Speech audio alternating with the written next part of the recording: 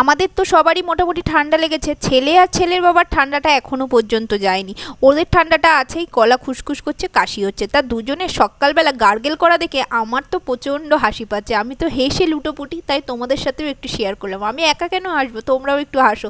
তারপরে দেখলাম ঘরের কতগুলো জায়গায় একটু একটু করে ঝুল জমেছে, কালকে আবার পৌষ সংক্রান্তি। দেখলাম যে ঠিক আছে চলো আজকেই ঝেড়ে দিই। ওই জন্য আমার অবশ্য পৌষ সংক্রান্তি মাঘ সংক্রান্তি বলে কিছু নেই, তবুও আমি একটুখানি ঝেড়ে নিলাম। আর তারপরে ঝাড়া ঠাড়ার পরে একটুখানি বিছানার চাদরটাও চেঞ্জ করে নিলাম, নোংরা হয়েছে যেহেতু।